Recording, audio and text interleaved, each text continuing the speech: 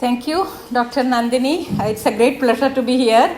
Thank you for the invite. And also it's a great pleasure to talk about this particular topic also, which is so much of in my interest.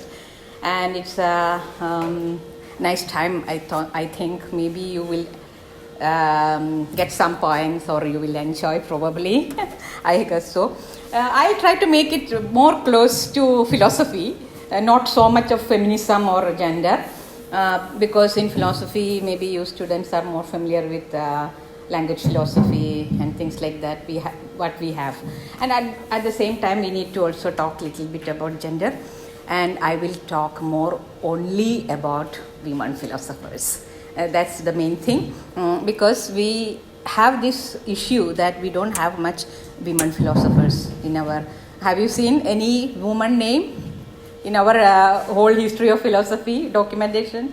We don't have any women philosophers, but we have many women philosophers who have engaged with various areas of philosophy, in which I will concentrate more on language philosophy. So how some women thinkers have been engaging with language philosophy, which we do not even know.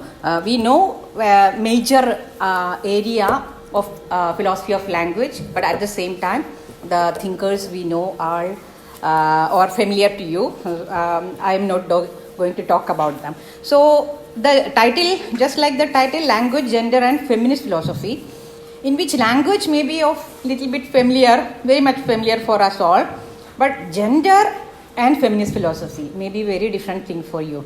Maybe you are not familiar much about feminist philosophy. What is that? Is there anything called feminist philosophy at all?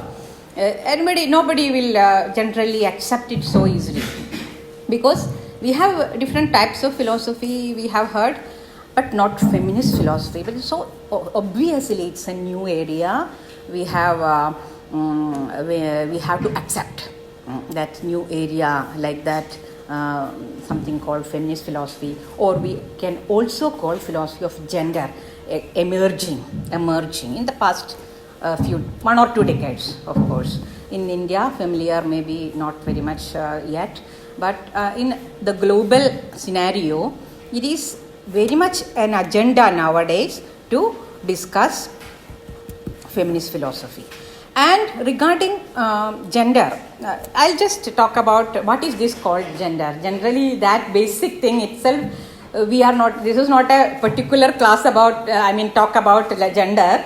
So I'm not going deep into that, but just simple thing.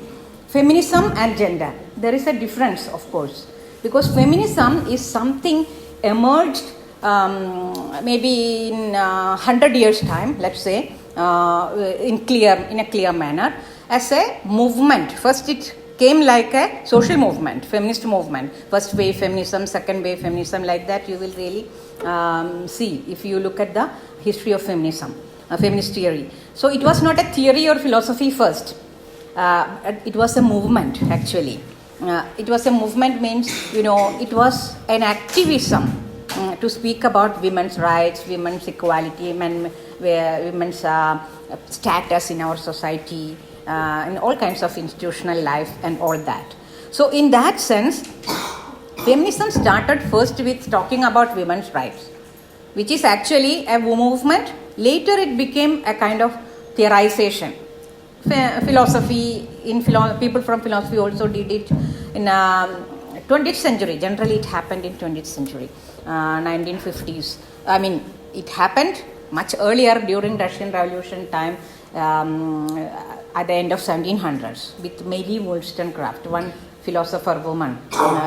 She was in philosophy, in literature, and also in revolution, in various kinds of activism, the Russian Revolution. And she was a British, and from there she was going to, and all that stories you can see, let's say two centuries of discussion about this.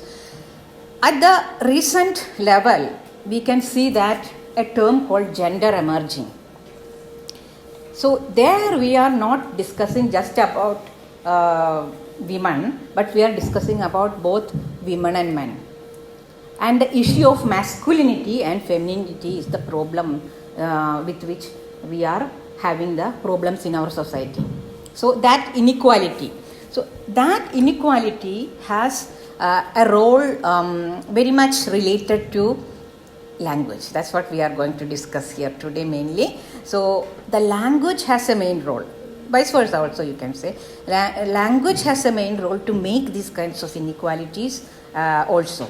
So in that sense, about language, philosophers have thought about a lot about language. So what is language? Maybe we can say in philosophy, maybe it's about, it's very much connected to thought. Philosophers are always concerned about thought. So thought is expressed in language. But we are thinking in language itself, we can say, probably. So thought and language and speaking, what is the use and nature of language, invention of language happened, how it happened, things like that. So many discussions, philosophers have been interested in it. At the same time, they have tried to talk about it in connection with metaphysics, ontology, epistemology, and all our main branches of philosophy. So all our main branches of philosophy, metaphysics, epistemology and all that, in which we have something. So recently you might have also studied, or you may study probably, that language, some philosophers are arguing language is the ultimate reality. Nothing else is existing, only language. That is the, let us say, postmodern position. Or in language philosophy also you can see that kind of a trend. Is this pen existing, or if you don't have the term like pen, is it existing, and in which manner it is existing? These all are questions that philosophers used to ask. But they had never connected much enough, problem with language philosophers, with the social realities, cultural, social, and other religion, caste, and other various social realities with which our life is very much connected.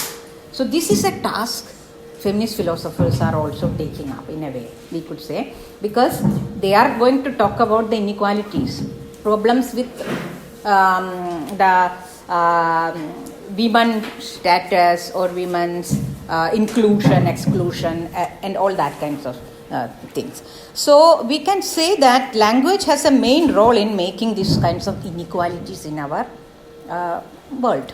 This is a reality. So this is a metaphysics actually. Inequalities are realities. So in metaphysics we are trying to talk about the reality in another manner, philosophers. So feminists are trying to make it in a way, the reality is also this issue in between genders. So gender is actually, I am coming back to that term and then we will proceed also. So gender is actually a term which emerged later on in the feminist theorization, feminist movement, which started 2 centuries before. In very recent decades, it started maybe 3-4 decades, let's say. In the modern time, 20th century, mid-20th century, like that. Even with a famous philosopher, only 1 or 2 names which we are taking up in philosophy nowadays. Simone de Beauvoir, an existentialist philosopher who is the partner to Sartre and all that things. So Simone de Beauvoir, from that time we take little bit of feminism into philosophy, and acknowledging one woman in philosophy as a philosopher, more than that as a feminist philosopher in a way. So she is not really talking specifically about gender, but her works, actually the second sense, is actually giving very many points about conceiving the concept of gender, and which is a theorization about looking at the issues of inequality or problems in our society with reference to our understanding about masculinity and femininity. That is gender. So we are addressing the problems of men also, boys also. Because of being a boy, you cannot cry, you cannot do any other kind of cooking or anything. So if you have a column, man, woman, masculinity, femininity, we have so many conceptions in our society. So woman, if it's a woman, you are driving around, you are climbing the tree, and that kind of questions. So this is about our concept about femininity and masculinity. So this is what gender is, simply saying. We are not going into that again in detail. We are going into our topic, how language has, so yeah, it is the basic, how language has a role, plays a role in making man and woman, masculinity and, because through language only we are asking this, no, in a way. You are a woman, you are not supposed to do this. It's through language we are conveying. So that language has a role, of course, in making masculinity, femininity, and this role will give a lot of issues in our social life, personal life, and all that. We are always facing questions. Women are especially facing questions. Even men are facing questions of this thing. So this is a great problem in our society. It is not talked about. Generally, we don't talk about it as if it's a problem. It's not so good thing to talk. But we have to talk about it. This is a reality in our life, a great problem in human life. So we have to address that. This is a feminist intervention through gender theories. And language has a very, very important role in it to construct. That's the postmodern feminist social construction of reality. So this social construction of reality is through language. So this is the postmodern thing. So what philosophers, feminist philosophers have talked about it, that we will look into that. So in general, language and philosophy, thought and language, that kind of discussion we have had. And then philosophy of language, we know generally many thinkers from Vienna Circle that developed philosophy of language, language philosophy, analytic philosophy, and the linguistic turn of analytic philosophy, and all that thing you will specifically study in philosophy classes. I'm not going into the details, but I'm just reminding you or giving you point if you haven't studied that, which level you are in classes. I don't know, all of you maybe in different classes. So in that level, feminist philosophers, what women thinkers, were there no women thinkers at all?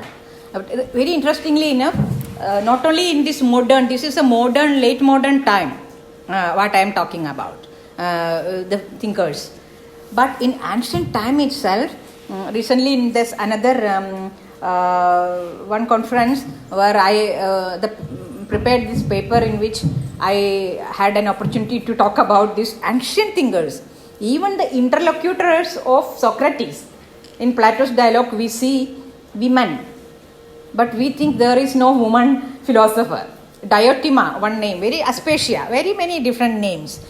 So I was totally going into these thinkers and just about ancient thinkers. We can talk about like that. Interlocutors means what? Arguing or questioning, answer, different dialogues. A dialectical method in that women were there in Greece, ancient Greece, but they were not recorded. They were only characters in Plato's dialogues, but nobody studied about them. They studied various other dialogues, but they don't study any character, women character there, though they were there.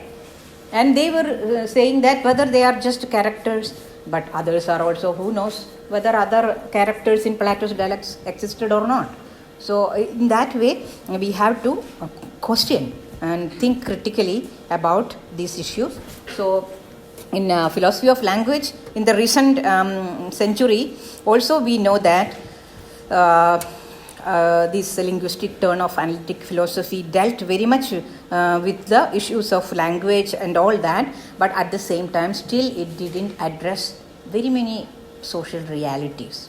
Metaphysically, if the metaphysical statements are meaningful, what are the kinds of metaphysical statements they were taking up? They were not taking up a metaphysical statement like, really I feel humiliated, a woman says, let's say. If I say, a woman say, there are women saying, I was beaten. Many women will be saying. Nobody takes up it as a reality. It's a metaphysical statement, we should say as philosophers, because in reality it happens. It is there. But how do we take it up? We will say, philosophers, dominant thinkers will say, it's not philosophy, it's another social problem. There is philosophy in it. We have to be able to argue in that way. So, related discussions on language could be identified in the works of feminist philosophers, feminist thinkers, women thinkers, who had to be feminists because they had to pose this point, not only just dealing with abstract philosophical discussions, but to solve a problem. They had an agenda also to solve problems of women or even men, gender issues in later discussions, which are creating this issue. So, which were not taken into the umbrella of philosophy of language. So, it was a canon which were all closed. Not only philosophy of language, all canons in philosophy were closed, locked by some dominant male thinkers. So, these canons have to be opened to include women thinkers. This is what feminist philosophers first would say. Then they would say, talk about their points. That's what they had to do. Otherwise, their points will not be taken. That's another issue. So, in that sense, it becomes mandatory to unlock the canon that goes beyond the existing chronological and conceptual frameworks. It's a firework in a way under the umbrellas, different umbrellas. So there are feminist philosophers who worked on philosophy of language, who tried to address the issues of everyday life. So feminist philosophy, that's how feminist philosophy arises, and that's how feminist philosophy of language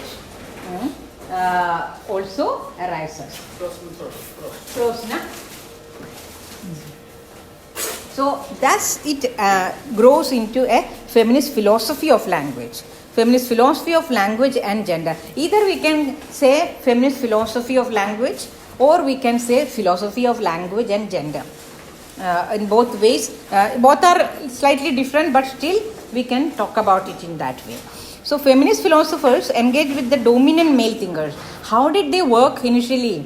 They had to engage with, like any philosophers, what Plato will do. Plato will engage with his teachers, Socrates' works, and Aristotle will engage with Plato's works, and all other philosophers. If you take Vienna Circle, all others take other people's discussions and take up, and this is the way they do. So women had to take up their contemporary men thinkers, but the problem, male thinkers were the only dominant and known people. So women thinkers had to do that, but still their works were not cited in that way, documented in that way. But they did. When the feminist philosophers started working on it, they made it a point. They have to scream out that what we are talking about and what we are writing, saying, it is not written down also. So they themselves had to write down. Then they themselves had to post it. So in that way, it happened. So those days, I am taking up only 3 French feminists, mainly 3 French women here who talked mainly about language aspects. There are many women thinkers from various time periods we can find out. So along with the male-centered social construction of language and gender would be language and gender.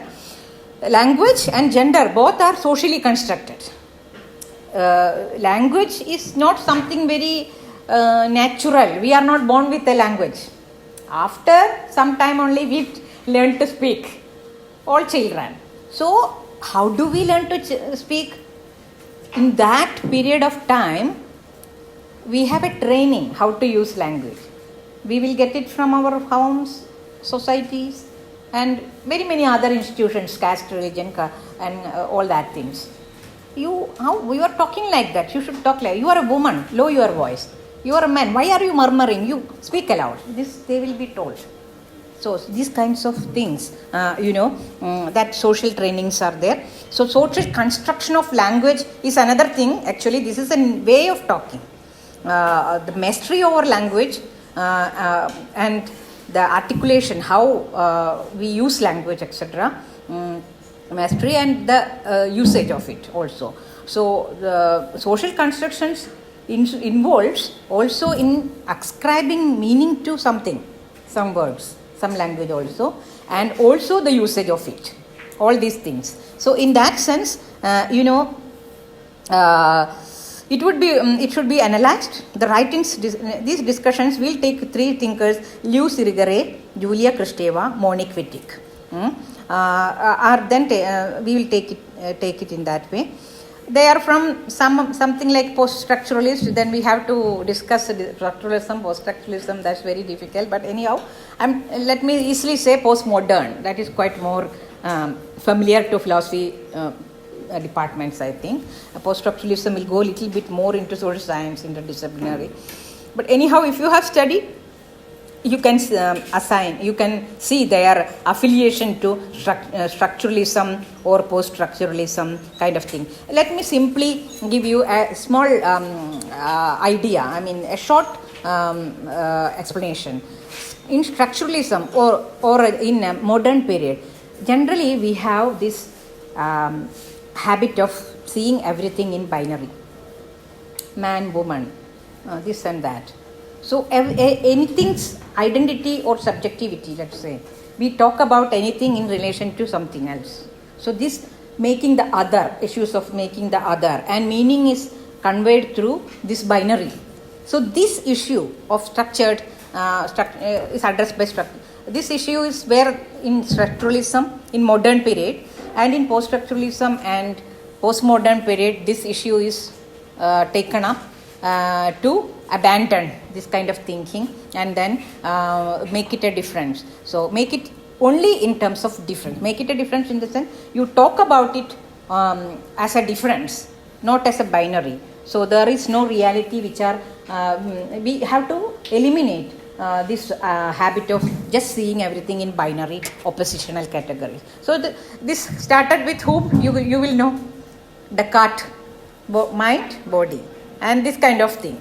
Everything after Descartes, we started thinking like that. It is maybe, then we may argue probably, there are some such things. Day, night. If we say like that also, it is fun, isn't it? Every season it is changing. The day and night is not very fixed. And it is, when we are having a daytime, in the United States probably it's night time. So what are we talking about this oppositionally category as binary? We cannot really see things understand things, analyze things in this way. This is the idea. So thinkers taken up. So that is another area. So in that kind of category, they try to make another discussion about the issues of gender, and also with reference to language. This is also with reference to language, because we attribute meanings to these words in this way, oppositional manner. So how do we understand this? Is not this. This discussion you might have heard. If you understand pen, it is not a book. In that way, we have to see. So, which is not exactly binary oppositional, but it is another aspect of discussion, how we make meaning of the language. We are not making meaning of the thing. We are making meaning of the language actually. So that is a discussion in which the people are trying to make a philosophy of language, in which what women thinkers, particularly as feminists, they had to pose, because they had to also address the issues of women, seeing men and women and their do's and don'ts, their roles in philosophy, roles in philosophy also, in the world, all that things, how it came up. So what is the role of language? So we'll take particularly these philosophers, women thinkers, who are from the discipline of philosophy, but their main agenda was to engage with male thinkers, dominant male thinkers of their time,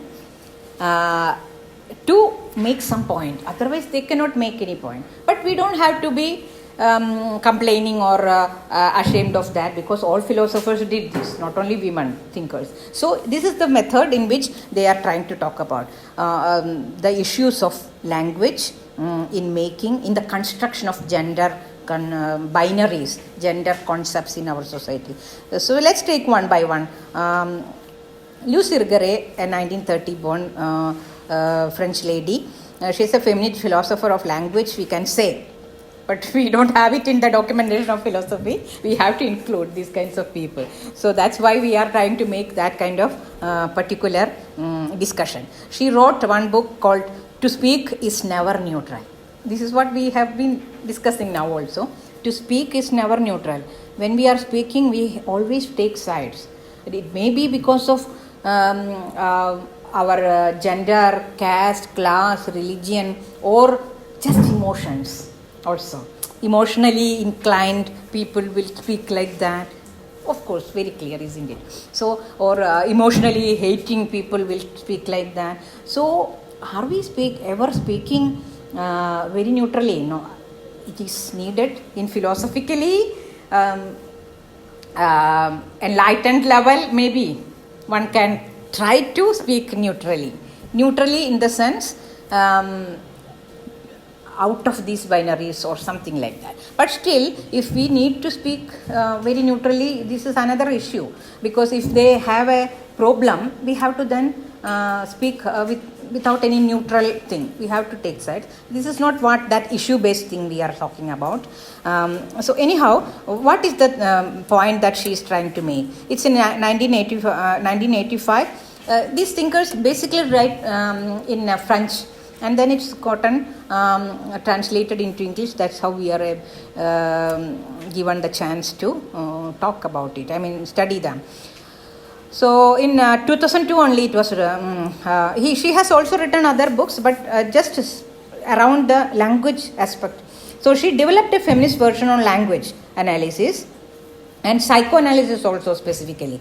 Just like that I have just mentioned about emotions. So human psychology is very much to be discussed by feminists and also philosophers, because it's very much problematic in a way. It's very much, especially Freudian, and we have criticism, of course, on that.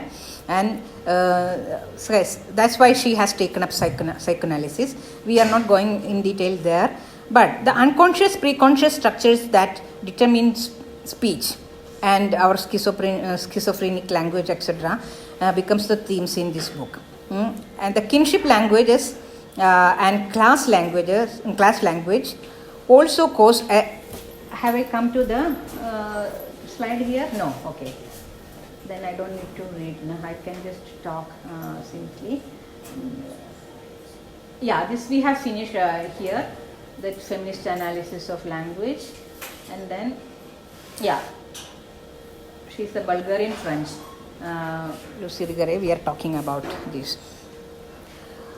So the kinship languages and class language also cause an ample analysis in her work. This the social and empiric connection of language construction was introduced enough by Irigaray. This is what I was talking about. Generally, this empiric element, empiricism, is there in philosophy, but at the same time, especially if you look at philosophy of language, we don't see much that elements of empiricism. We are talking about language totally in a disconnected manner. It doesn't help us to address the social realities of inequalities.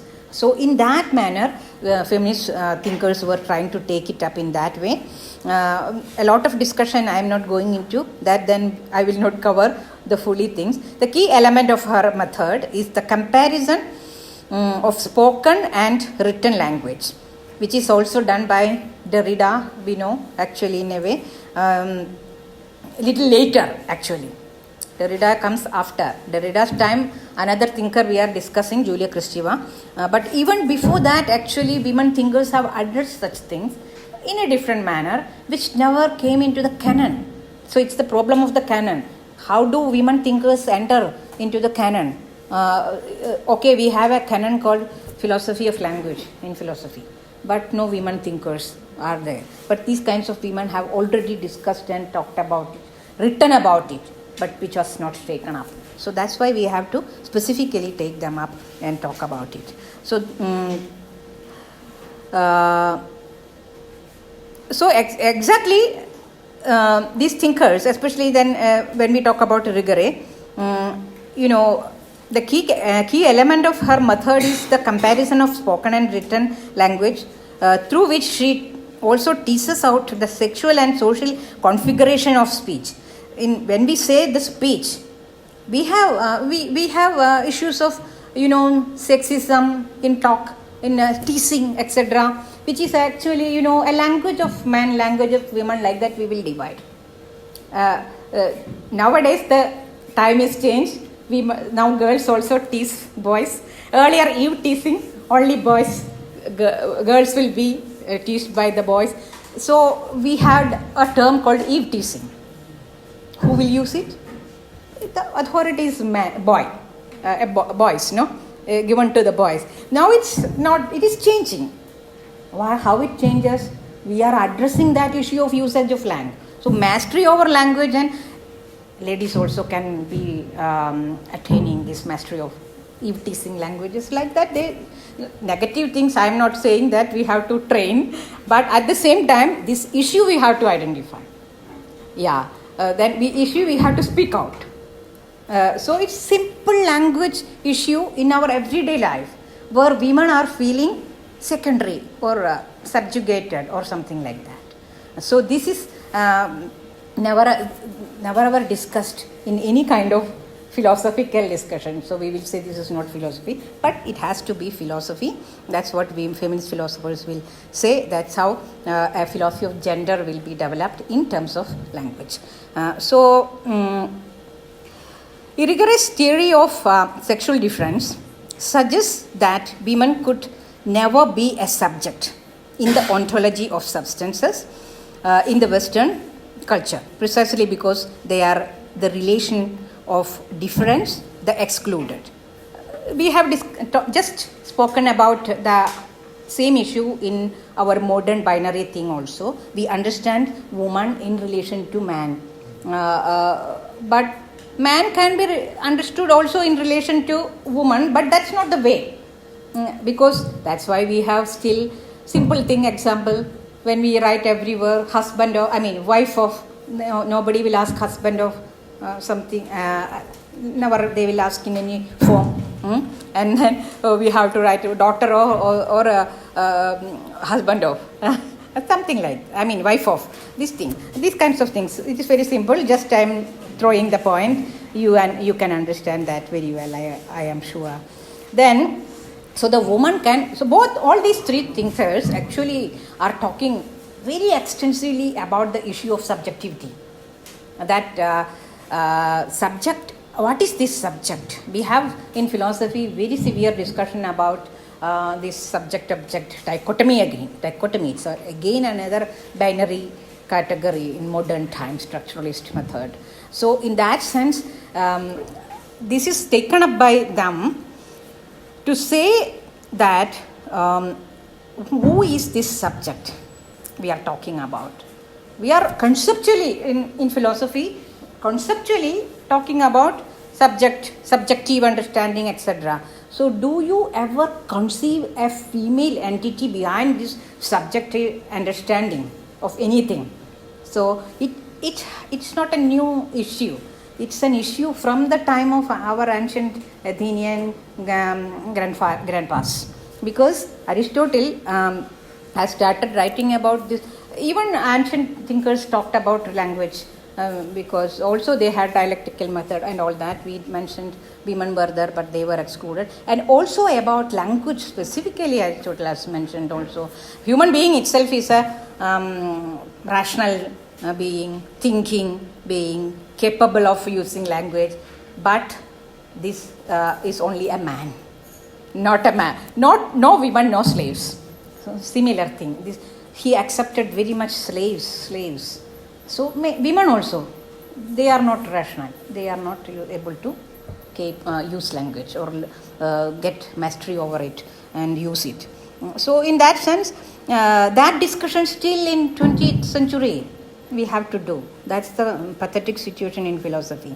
So women could never be a subject. The ontology of substances in the Western culture, precisely because they are in relation.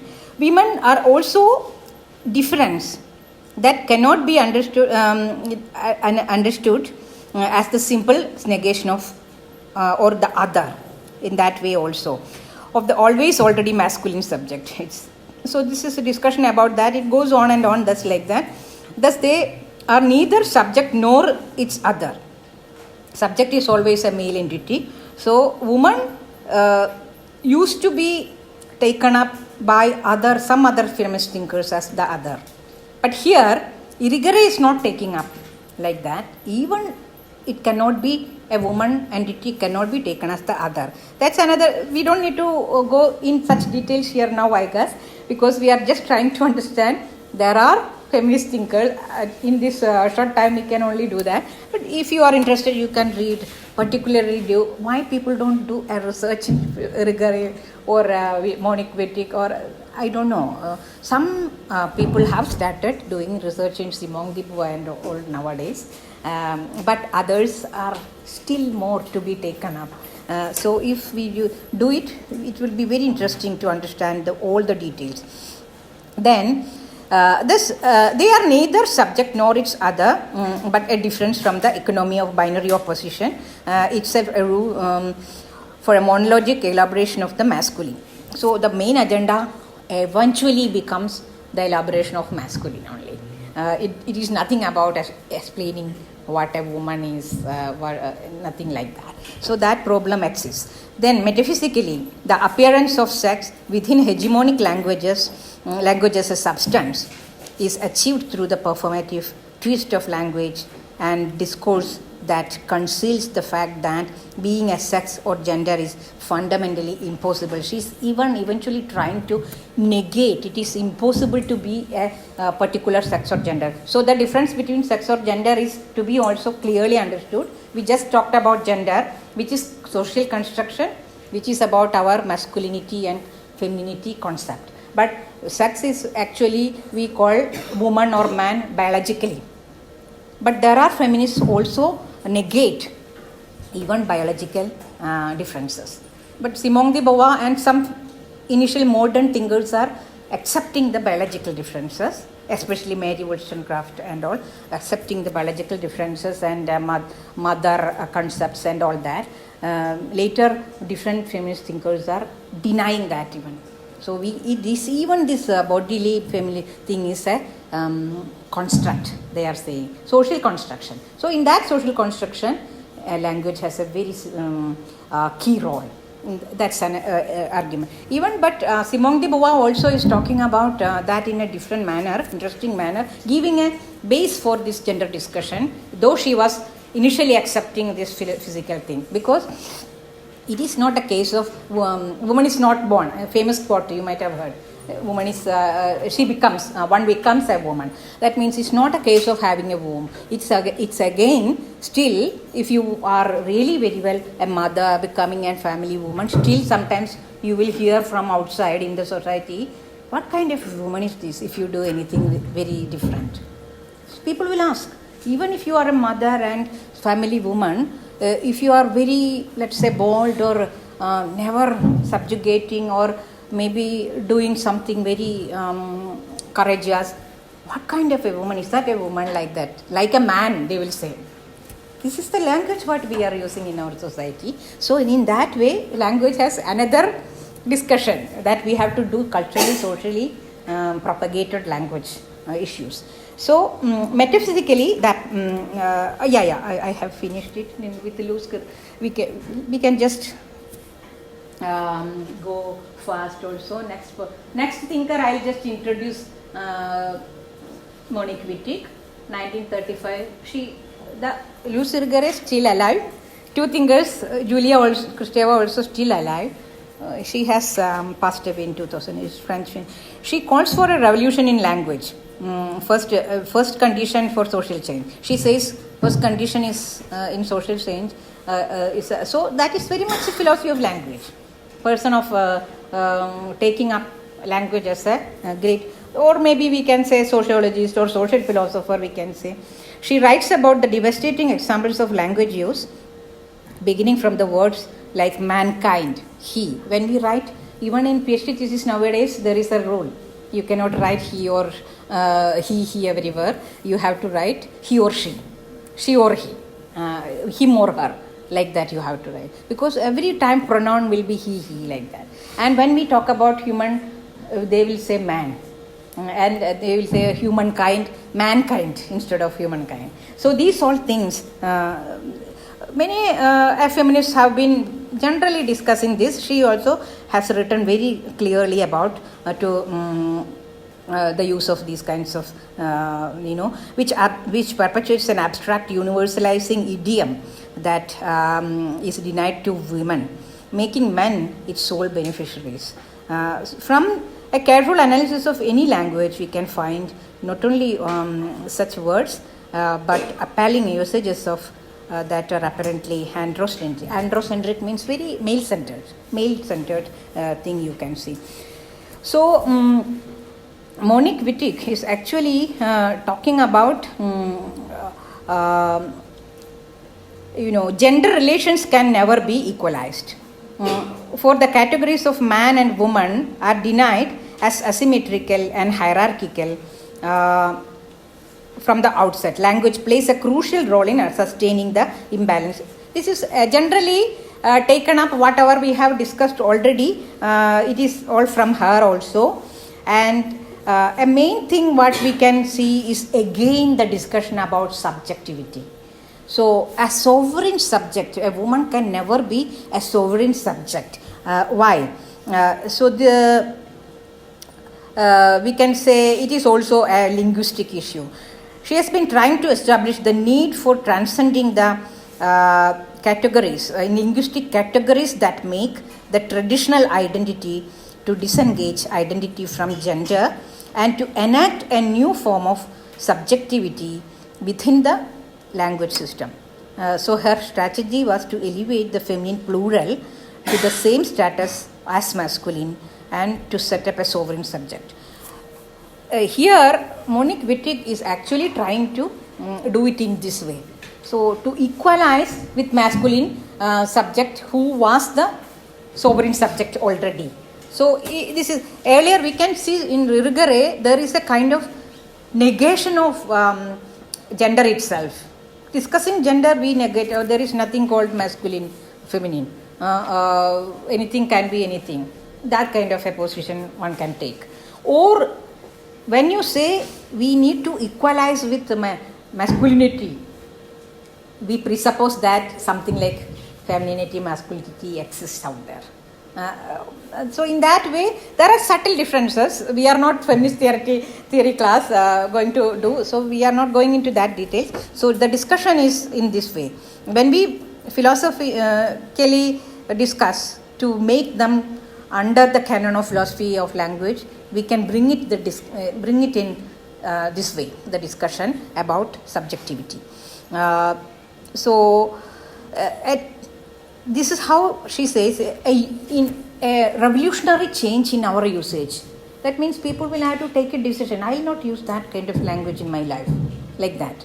And I will not, many feminists have done that. I will not use the Miss or Mrs. or that kind of terms, or I will not use the second name of husbands. But still we can't cut. Sometimes all the documents come like that.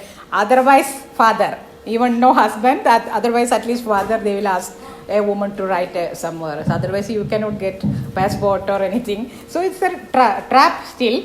So, but they have taken positions. Many people have taken, including, let me tell you, I'm from Kerala, and many feminists have been very much taking part in this kind of decisions, and generally say something with gender neutral words, languages, things like that.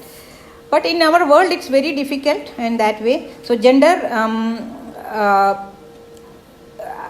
consciousness that we have to develop. By installing a basic division at the core of our being, the heterosexual imagination denies women the capacity to act as subjects. It's again a discussion about subjects. And Wittig calls a total or whole subject, one must, to be a total or whole subject, one must first break with all the assumptions embedded in the grammar of heterosexuality, that system of linguistic positions which conventionally assigns women the identity only in relation to man. So just an introduction about Monique Wittig and Julia Kristeva also. I'll put another thinker who is also another French thinker, very much contemporary to Derrida. So in this discussion, I also tried to put forward how women were engaging very much with the dominant philosophy. In the recent scenario only I am taking up here. For example, in postmodern time, let's say, Derrida and Foucault, who have been really supporting and giving contributions to their thinking, but at the same time we can see they have talked about it at their own cost, their own initiative also. But at the same time, when they are engaging with their dominant contemporary men only, they are noted, otherwise they are not at all noticed. So at least in that way we have to quote their supportive male contemporaries. There are male contemporaries in ancient time and medieval time, even modern time, who never ever entertained this, who never ever entertained or contributed anything to this discussion of gender feminist aspects. But in recent postmodern trend, we can see some thinkers contributing, and which was still problematic, but at the same time there is a role. So Kristeva's works were neglected. There are writings in which Wittig's main work is the straight mind and the and other essays, which is specifically discussing language aspects. The thing is that you do not see any term language in the title, but what other essays are there in which they straight mind. This is one thing with language she is trying to talk about. We have a thing, this is still more detailed discussion of gender, which is actually giving a term. These people nowadays, the gender discussion is very, very common, in which we conceive many genders, for example transgenders and different gender. It's not only man, woman. So that's why these are sets of people who do not even identify bodily or biological realities. So ontologically there is nothing as such very constant, static, heterosexual thing, in that means, here some thinkers are actually following homosexual discussions, in which why women are actually not supposed to be identified or understood in relation to men. That kind of discussion is bringing very much there. If you are trying to understand it in that direction, also possible. So straight mind is that kind of a word. That means we have a discussion that's not a straight person, which means straight mind, which means one who thinks very much I am a woman or I am a man, like that. So if you do not take up that claim and leave it fluid, leave it easy, you do not want to be he or she or something, like a very famous person nowadays is Judith Butler, later on person after these thinkers.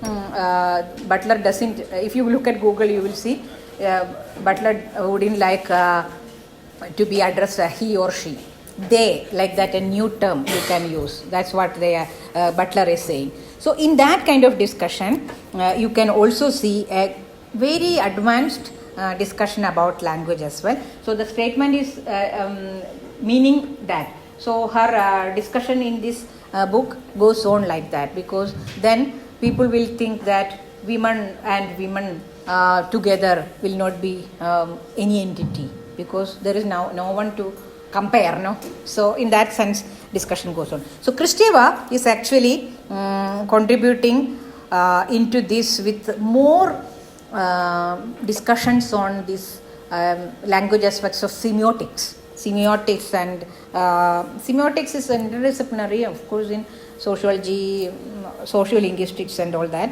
So this is evident from Kristeva's consideration.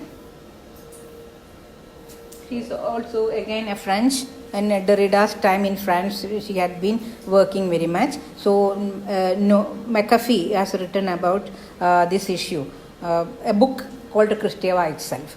And Kristeva's book, actually you can also refer which is Desire of Language, a semiotic approach to literature and art in 1982.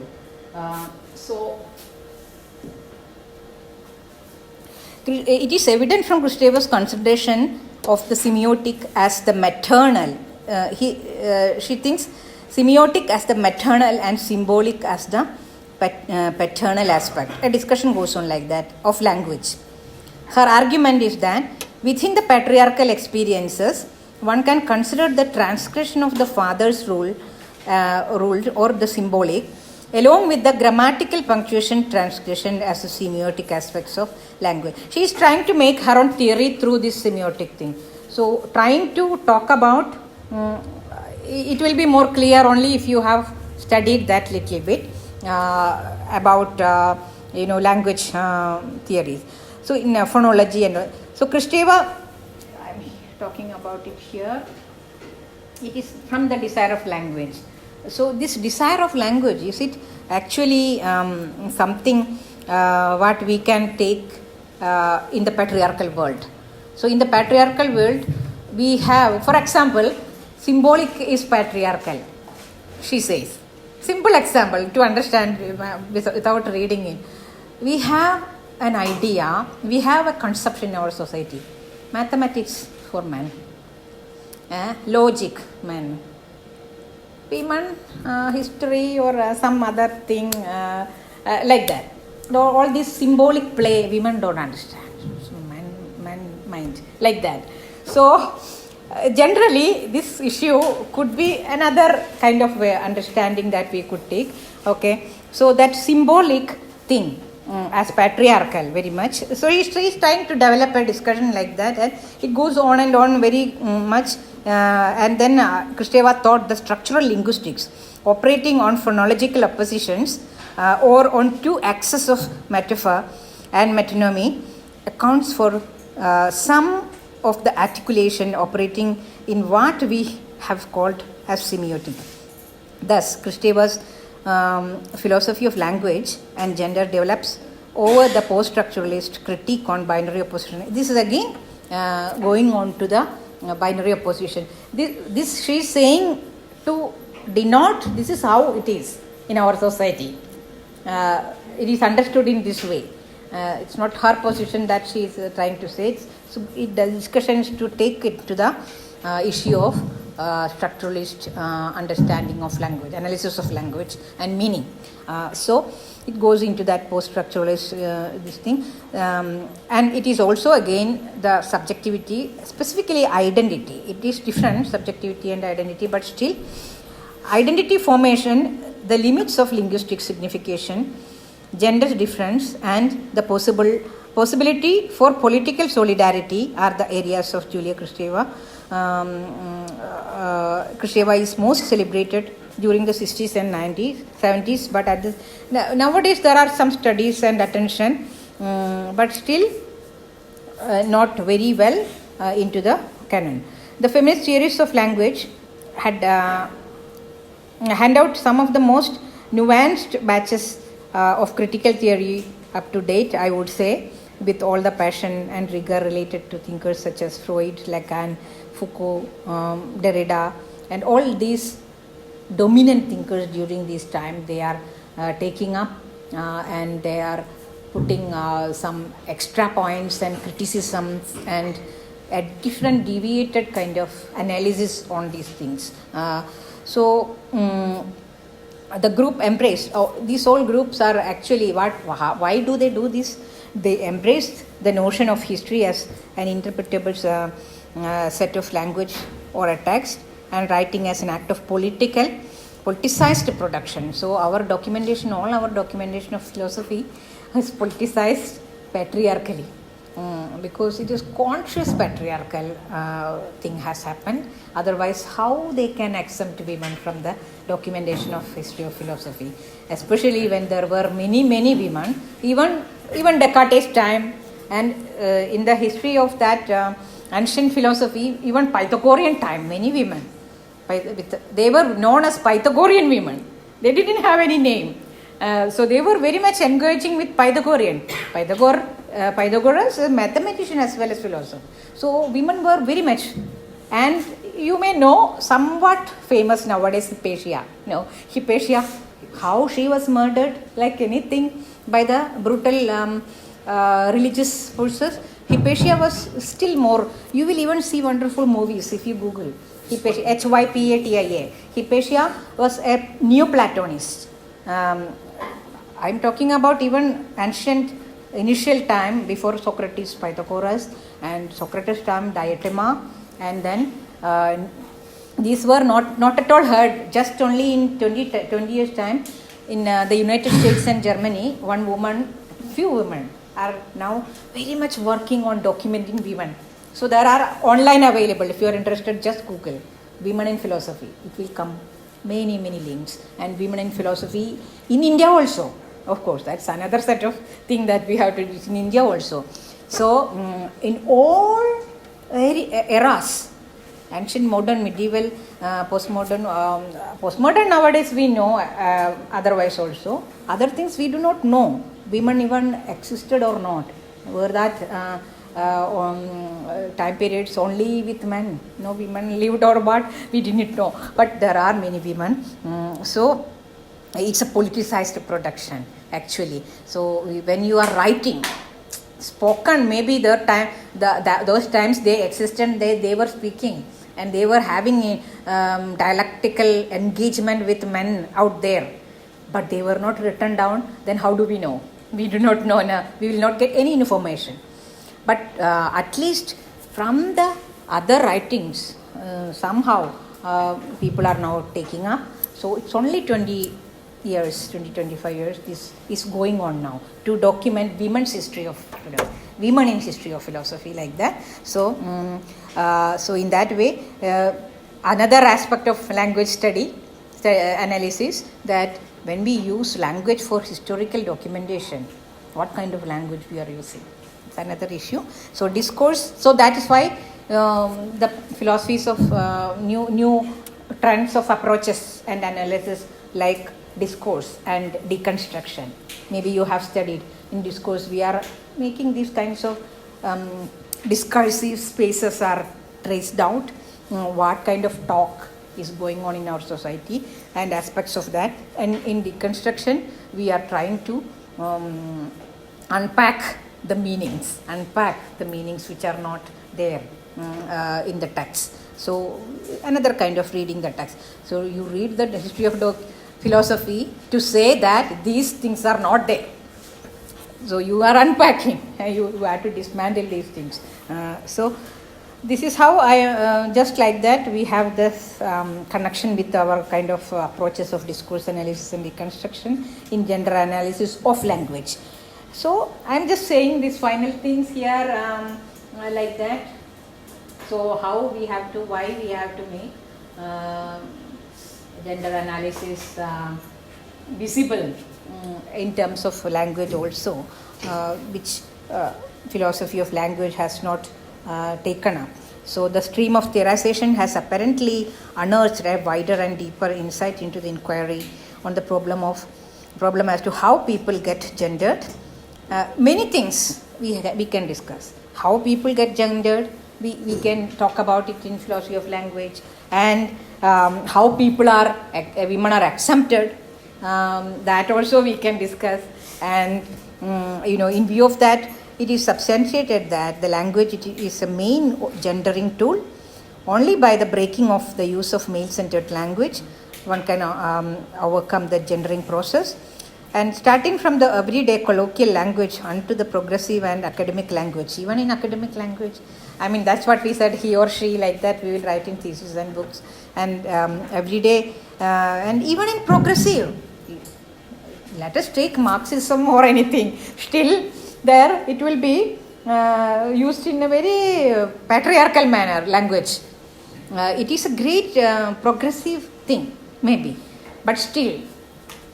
So there are many duties that has to be that we have to take up. A revolutionary and transformative analysis of language we need to do. It's a usage, it is an indispensable way. I am just saying that again, it's gendered concepts and practices. That's it. Yeah. We will discuss if you you have any questions and comments, then some thoughts and views I'm just putting forward like that. Also, the so-called our philosophy analytic tradition and philosophy of language, we have to revisit. Not only that, all branches, all areas we have to revisit. Even if you take just simple contemporary philosophers, we do not see much philosophers, women.